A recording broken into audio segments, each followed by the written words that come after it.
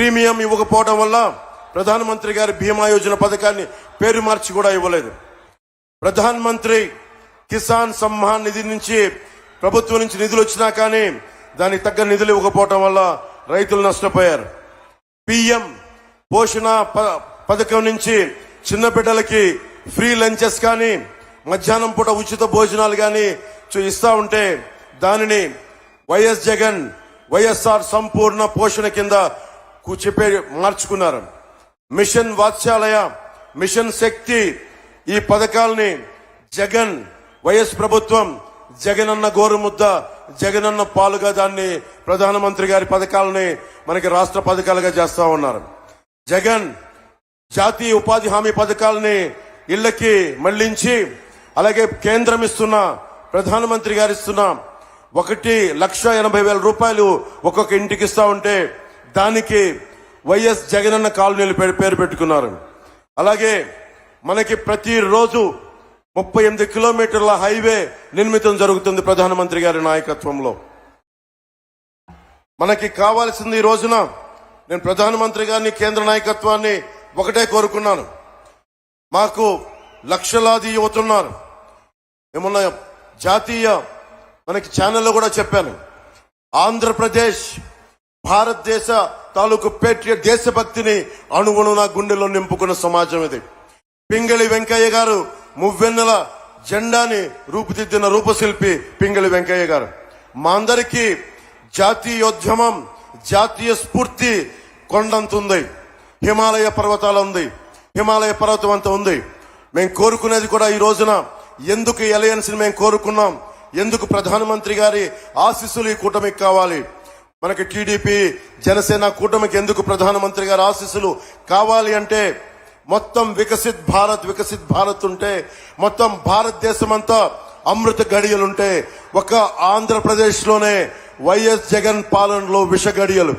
ఎటు చూసినా ఇసుక దోపిడీ, ఎటు చూసినా మట్టి దోపిడీ, ఎటు చూసినా స్కాములు.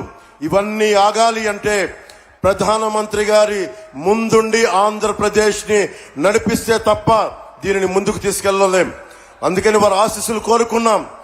మేము ఏం మాత్రం స్వార్థం లేకుండా నిస్వార్థంగా మేము మీ వికసిత్ భారత ఈ కలలో ఆంధ్రప్రదేశ్ 5 కోట్ల మంది ప్రజలు భాగస్వామ్యులు అవ్వడానికి మీ వెంట నడుస్తాం అన్న ఒక మాట నందుకు చాలా పెద్ద మనసుతోటి ఈ రోజున ప్రధానమంత్రి గారు ఈ కూటమికి ఆశీస్సులు తెలిపినందుకు వారికి 5 కోట్ల మంది ప్రజల తరపున, ఆంధ్రప్రదేశ్ ప్రజల తరపున వారికి చేతులెత్తి నమస్కరిస్తున్నాను. ప్రధానమంత్రి గారి గురించి ముఖ్యంగా ఇప్పుడు దాకా భారతదేశంలో ఎప్పుడు పద్మశ్రీలు పొలిటికలైజ్ చేశారు. మొట్టమొదటిసారి ప్రధానమంత్రి గారు అడుగు పెట్టిన తర్వాత, ప్రధానమంత్రిగా ప్రమాణ స్వీకారం చేసిన తర్వాత మటుకు మీకు కనిష్క, మనకి కెనడా నుంచి ఉగ్రవాదులు కనిష్క బాంబుని పేల్చేస్తే, ఫ్లైట్ ని పేల్చేస్తే ఆ కుటుంబం మొత్తం కోల్పోయారు. మన తూర్పుగోదావరి జిల్లాకు చెందిన శంకురాత్రి చంద్రశేఖర్ గారు. వారిని ఎవరు గుర్తించలేదు. ఒక్క ప్రధానమంత్రి గౌరవనీయులు మనకి నరేంద్ర మోదీ గారు గుర్తించారు. అలాగే ఏటి కొప్పాక బొమ్మలు సివి రాజు గారిని సహజ రంగులతోటి దానిని దాదాపు 500 ఏళ్లుగా ఏటి కొప్పాక బొమ్మల్ని, ఆ కళని ముందుకు తీసుకెళ్తుంది, దాన్ని గుర్తించింది ప్రధానమంత్రి గారు. అబ్బారెడ్డి నాగేశ్వరరావు గారు మనకి నార్త్ ఈస్ట్ లో దాదాపు 33 ఆర్కిడ్లని కనిపెడితే, గుర్తిస్తే దాన్ని పద్మశ్రీగా వారికి ఇచ్చారు. కోట సచ్చిదానంద శాస్త్రి 10 సంవత్సరాలుగా హరికథా కళాకారులు వారిని గుర్తించారు. దళువాయి చలపతిరావు మన అనంతపురం మనకి జిల్లా నుంచి తోలు బొమ్మలాటని గత కొన్ని 70 సంవత్సరాలుగా వారిని తీసుకెళ్తుంటే వారిని గుర్తించారు. సుంకర వెంకట ఆదినారాయణరావు గారు ఆర్థోపెడిక్ 10 లక్షల సర్జరీస్ చేశారు పోలియో వ్యాధిగ్రస్తులకి. వారందరినీ గుర్తించిన మహానుభావులు మనకి ప్రధానమంత్రి నరేంద్ర మోదీ గారు. అలాగే వేలు ఆనందాచారి మనకి స్థపతిని, వారిని గుర్తించారు. అలాగే మొగిలయ్య, కిన్నెర మొగలయ్య ఎవరు గుర్తించరు.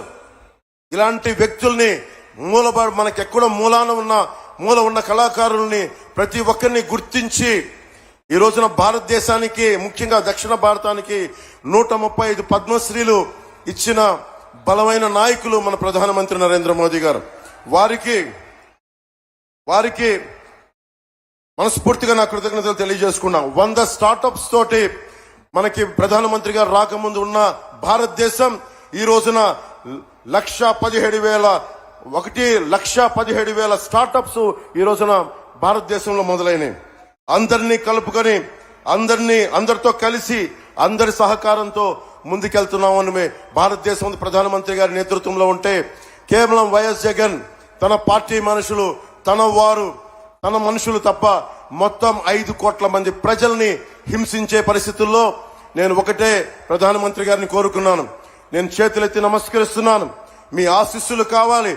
మేము ఈ విష గడియల నుంచి మేము కూడా మీరు కన్న కలలో అమృత గడియల్లో మేము ప్రవేశించాలి, మీరు కలిసి తీసుకెళ్ళండి అని వేడుకున్నందుకు, వారి పెద్ద మనసు అంగీకరించినందుకు మనస్ఫూర్తిగా నేను హృదయపూర్వక కృతజ్ఞతలు తెలియజేసుకుంటూ, ప్రధానమంత్రి గారి గొప్పతనం గురించి తెలియచెప్పాల్సిన అవసరం లేదు.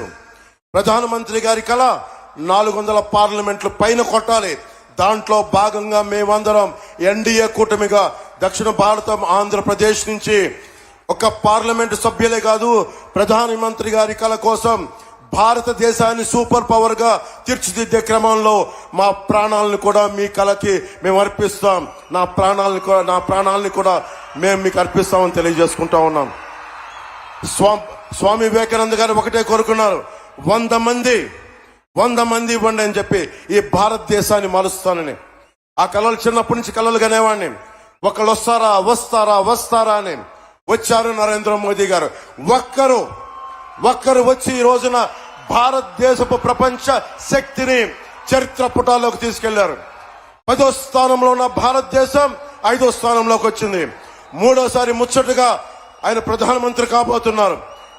మూడోసారి ప్రపంచ అగ్రగామి దేశాల్లో 3వ దేశంగా కాబోతుంది.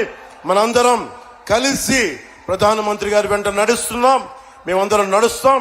మేమందరం కూడా ఆయన కళల్ని సాకారం చేయడానికి, భారతదేశాన్ని నెంబర్ 1 చిత్రపటంలో పెట్టడానికి, సూపర్ పవర్ గా చేయడానికి మేమందరం అండగా ఉంటాం. ఆయన వెన్నంటి నడుస్తాం. ఆయనతో పాటు కలిసి అడుగులేస్తామని తెలియజేసుకుంటూ, మన కూటమి ప్రభుత్వం వస్తుంది. ఆ వైసీపీ అవినీతి కోటల్ని బద్దలు కొడుతున్నామని తెలియజేసుకుంటూ, తెలుగుదేశం అధినాయకులు చంద్రబాబు గారికి, లోకేష్ గారికి